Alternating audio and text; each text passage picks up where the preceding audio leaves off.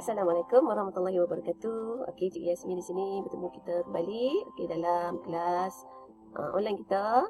Okey, kita teruskan dengan tajuk 1.3 pencanggahan fizikal. Okey, masih di bawah subtopik 1.3 pencanggahan fizikal. Tetapi kali ini kita akan teruskan dengan 1.3.2 mencadangkan pemilihan prinsip inventif. Okey, tapi sebelum kamu mencadangkan, sebelum kamu pilih prinsip inventif, cikgu nak kamu faham dulu apa dia prinsip inventif. Okey. Okey, selepas kaedah pemisahan ruang, okey, pemisahan masa, kan? Kamu dah tahu, okey, yang ni kalau situasi macam ni maknanya dia pemisahan ruang. Kalau situasi macam ni pemisahan masa. Okey, yang tu kamu dah tarah, kamu dah buat latihan sebelum ni kan?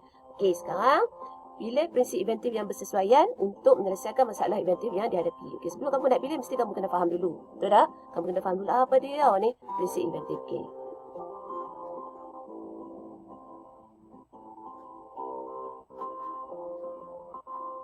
Okey.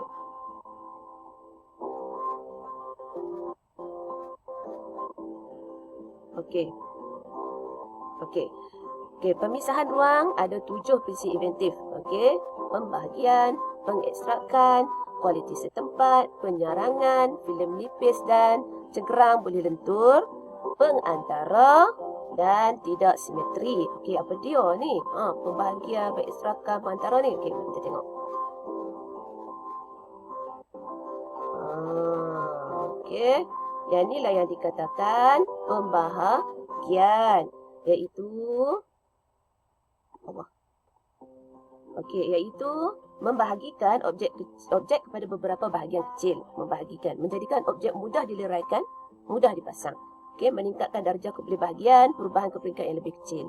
Okey, contohnya macam inilah yang kamu tengok ni, contoh yang cikgu tunjuk ni. Okey, maknanya boleh jadi kerusi dengan sekali tarik saja. Okey, meja boleh dinaikkan, diturunkan dia punya ketinggian. Okey, lepas tu apa, kotak yang boleh dipasang-pasang jadi meja. Okey, maknanya semua ni contohnya macam IKEA kan. Mak ayah kamu kena beli barangan IKEA. Contohnya macam itulah. Kamu boleh pasang sendiri kan. Kalau kata kamu nak pindah, kamu boleh simpan dalam kotak. Maknanya dia ada segmentation di situ. Boleh bahagikan objek tu. Dan kamu boleh pasang atau deraikan. Okey. Okey, yang kedua pengekstrakan. Okey, apa dia pengekstrakan ni? Maknanya dia taking out, dikeluarkan. Maknanya apa-apa fungsi, contohnya macam smartphone. Okey, contohnya memisahkan atau mengeluarkan bahagian yang mendatangkan gangguan kepada objek tu. Contohnya macam kita smartphone, kan? Kita smartphone, kalau kita sebagai orang muda kan, dewasa, kita tak ada masalah dengan smartphone, betul tak? Okay, jari kita boleh sentuh, boleh swipe dengan senang. Okay, dan kita banyak app yang kita akan guna. Okay, macam internet.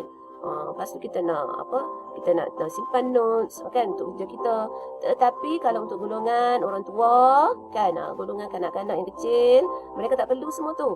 Jadi inilah tujuan pengekstrakan ataupun taking out.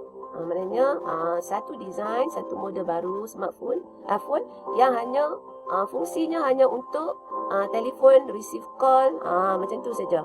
Dia tak ada untuk yang yang untuk detail punya kerja. Macam tu, maknanya hanya untuk keperluan orang tua saja. Tu maknanya kita taking out. Okey, bukan yang bermakna kita nak kita nak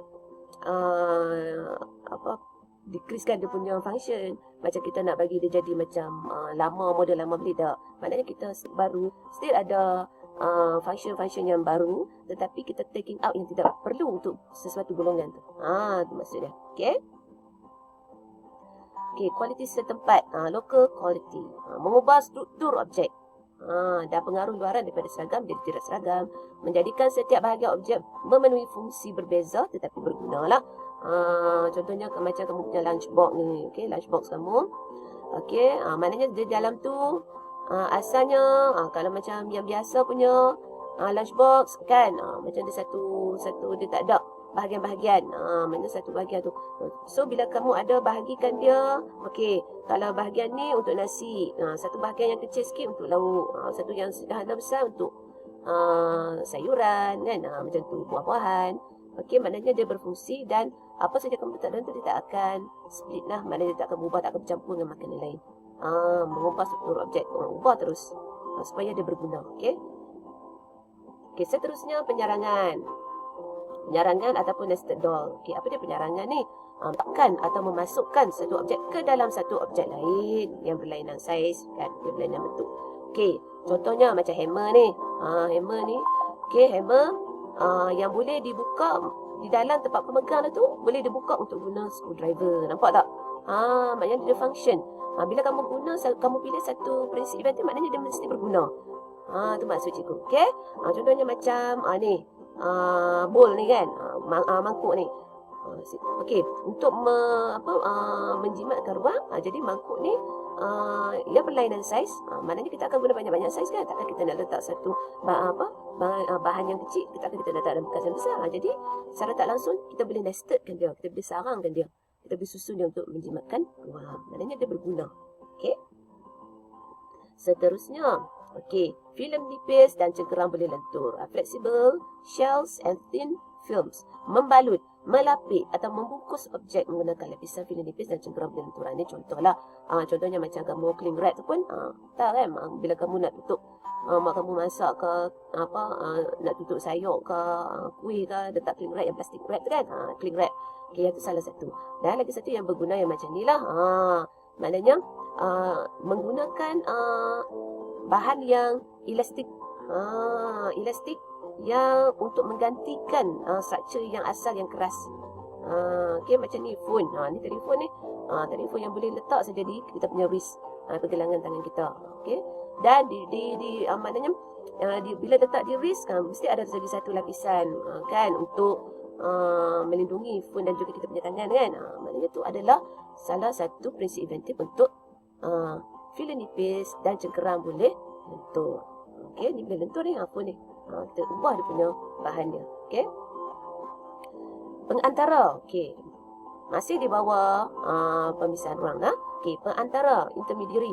Okey, mengadakan bahagian baharu antara dua objek. Antara dua objek ada bahagian baharu. Menggunakan objek atau proses pengantara mencantum dua objek secara sementara. Okey. Contohnya macam glove. Okey. Okey, glove ni adalah pengantara antara tangan kamu dan juga tangan apa? Okey, tangan kamu dan juga bekas yang panas tu kan. Bekas yang panas, bekas kek yang panas tu kan, supaya kamu senang nak pegang dan kamu nak keluarkan kek. Betul? Dan juga sama juga dengan cawan kertas ni. Kamu letak lagi satu pengantara, macam satu lagi kertas keras di luar paper cup tu untuk mengelakkan tangan kamu daripada panas ketika kamu pegang nak minum nanti. Okey, itu dah dipanggil pengantara. Pengantara. Dan mesti berguna. Okey. Okey, tidak simetri. Apa maksud tidak simetri? Okey, simetri kamu tahu. Simetri. Maknanya bila kamu bahagi, maknanya dia sama saiz. Kiri dan kanan tu sama saiz. Simetri. Kalau asimetri ataupun tidak simetri, maknanya dia separuh saja yang simetri. Maknanya macam contohnya macam ni. Glove ni dia simetri sebab dia sama saiz. Bila kamu buat satu garisan, okey, kamu ibaratkan macam satu garisan untuk kamu bahagikan kiri dan kanan, dia simetri. Tapi kalau glove yang satu lagi ni, bila kamu buat garisan, dia tak sama. Okey, dia tak sama. Maknanya ada jari, betul tak? Bila kamu bahagikan dia tak sama kan? Objek tu mana ada jari, ada lagi satu, empat lagi satu. Dia tak sama. Jadi yang tu dipanggil asimetri. Okey. Sama juga dari segi engineering, daripada technical system ni. Kita punya aeroplane kan. Aeroplane ni, kapal terbang ni, dia memang dia asimetri dari segi teknikal dia. Maknanya enjin, ada yang sama, ada yang tak perlu. Ada yang satu bahagian saja enjin tu perlu ada. Ada satu bahagian lain pula yang ada, mana dia tidak asimetri. Apapun dia still kena seimbang. Okey. Tu maksudnya asimetri. Dan dari segi estetika pula, kalau kamu ambil gambar, okey, kamu ambil gambar kawan-kamu kata, okey, bagi dia tengah-tengah. Jangan ambil dia bagi nampak kepala saja, bagi nampak kaki saja, bagilah nampak muka aku di tengah-tengah dalam gambar. Tu maknanya walaupun kawan kamu dia posing, okey, tangan sebelah macam ni, tangan macam ni, tapi dia still dalam simetri di tengah-tengah. Okey, tapi dia asimetri dari segi kedudukan dia, posing dia. Maknanya asimetri ni kadang-kadang Janganlah ambil di tengah sangat. Ambil lah view. Nak bagi nampak view tu banyak daripada diri sendiri. Macam tu. Maknanya, kamu akan ambil view di belakang tu lebih banyak daripada kawan kamu. Maknanya itu dari segi estetik. Dari segi estetik, kita perlukan asimetri tu juga. Okey. Okey, seterusnya pemisahan masa. Okey, apa dia pemisahan masa? Okey, ada 7 juga prinsip inventif pemisahan masa. Kedinamikan, tindakan awal, tindakan berkala, tindakan keterlaluan, pengembangan terma, pembuangan dan pemulihan. Okey, mari kita tengok tindakan berterusan yang berfaedah. Apa dia ni? Mari kita tengok. Okey. Kedinamikan, dynamization. Okey, memecahkan satu objek pada bahagian kecil yang boleh bergerak. Ingat, kalau kedinamikan ni dia bergerak.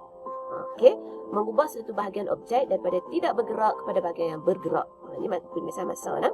Okey, contohnya macam meja ni. Boleh jadi meja makan, boleh jadi coffee table. Maknanya kita nak guna masa nak makan, kita ubah dia jadi meja makan. Kalau kita nak masa kita di ruang tamu, kita boleh ubah dia jadi coffee table. Okey. Contohnya macam ni, sofa bed ni. Boleh jadi sofa. Bila kita nak tidur waktu malam di masa yang lain, kita ubah dia jadi katil. Okey, yang tu yang dinamakan kedinamikan. Okey. Okey, seterusnya tindakan awal, preliminary action, melakukan tindakan awal untuk mengawal risiko. Okey, contohnya macam kita pakai face mask, kan? Kita melakukan tindakan awal, kita pakai face mask untuk mengawal risiko jangkitan COVID, betul? Dan sama juga dengan airbag ni. Airbag kena ada pada steering, kan? Jadi apa guna airbag ni? Sebagai tindakan awal jika berlaku kemalangan. Itu dia dikatakan tindak.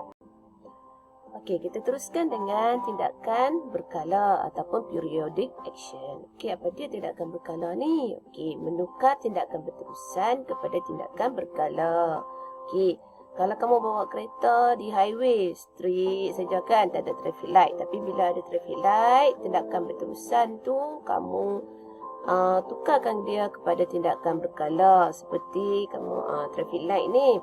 Kalau di jalan-jalan raya yang besar, perlukan tindakan berkala supaya tak berlakunya kemalangan. Okey, itu kegunaan dia. Jadi, apa dia tindakan berkala? Maknanya ada warna merah, kuning, hijau, merah, kuning, hijau mengikut masa yang ditetapkan. Maknanya ada tindakan berkala itu.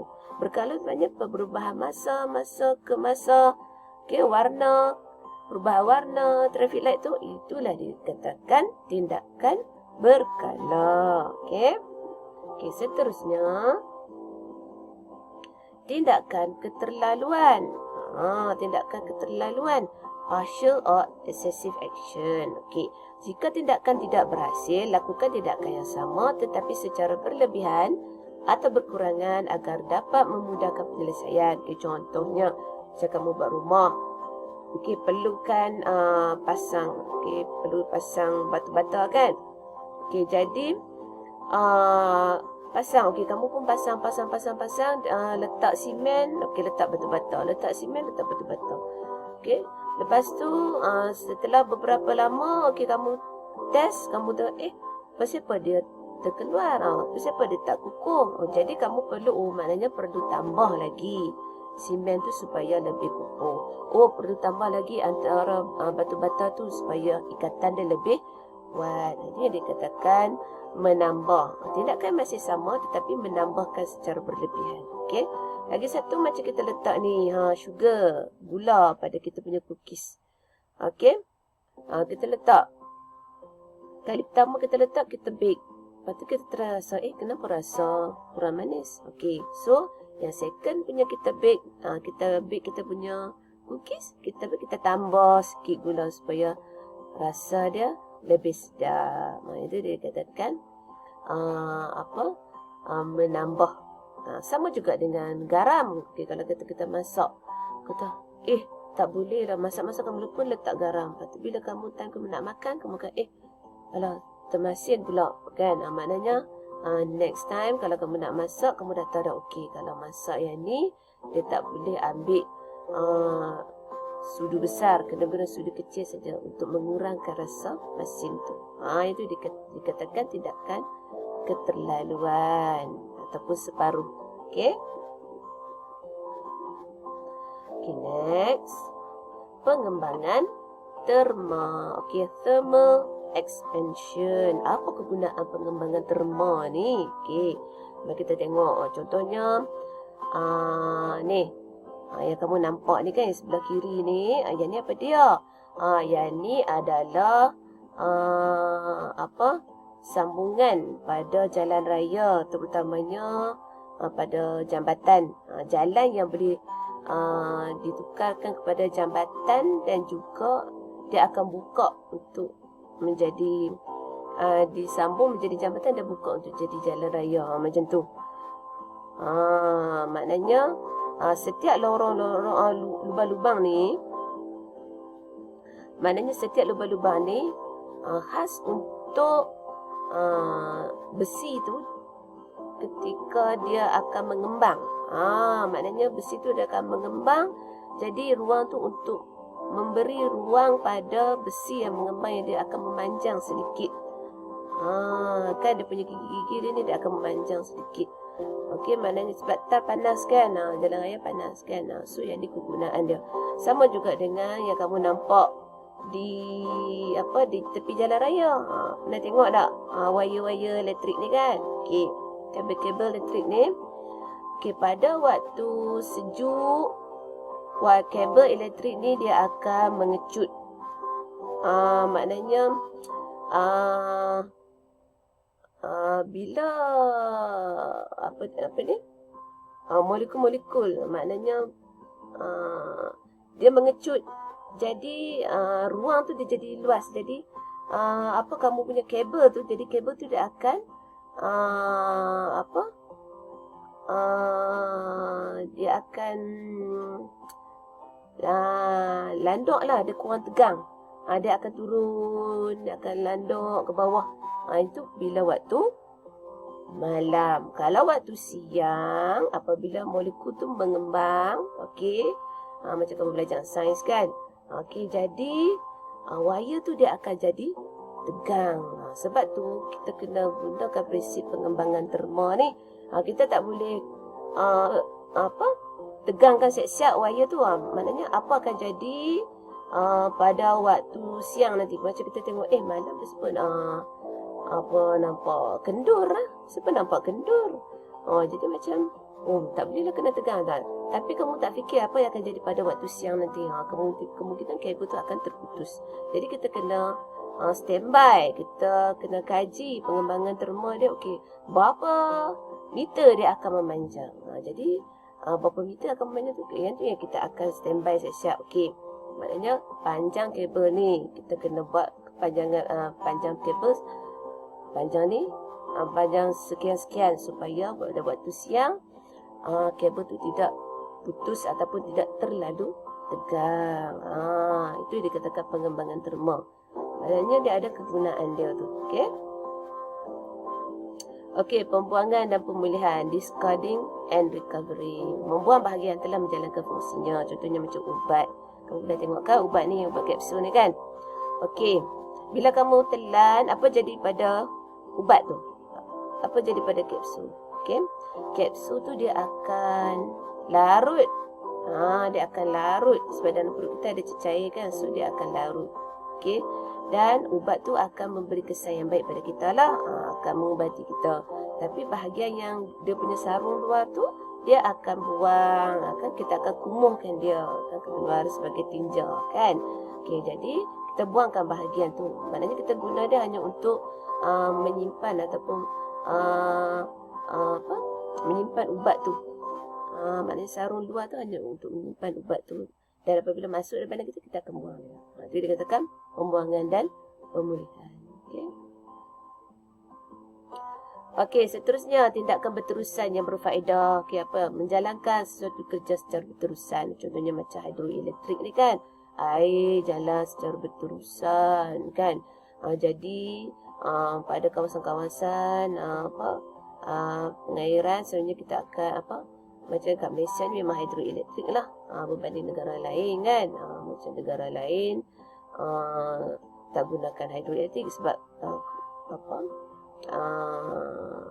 taburan hujan di negara-negara lain kadang-kadang berkurang, tak macam di Malaysia, macam di negara kita. Jadi dia tak boleh guna hidroelektrik lah. Dia akan guna sumber angin. Okey. Okey, kalau macam ni hidroelektrik maknanya dia berterusan menjalankan kerja secara berterusan untuk menjana elektrik. Maknanya air tu akan lalu secara berterusan, kan? Turbine akan berputar secara berterusan. Ini dikatakan tindakan berterusan yang berfaedah. Okey. Okey, itu sahaja buat masa sekarang untuk okey, sekian. Okey, pembelajaran kita pada hari ini. Okey. So, sekarang ni kerja dia, kamu kena cari satu objek. Kan, kamu dah buat dah 3 objek kan? Okey, kamu pilih salah satu objek tu dan kamu juga dah tentukan kaedah pemisahan apa. Okey, bila dah tentukan kaedah pemisahan apa, kamu pilih satu objek yang ada kaedah pemisahan yang kamu dah buat, dan daripada kaedah pemisahan tu, kamu pilih prinsip inventif yang cikgu dah terang ni.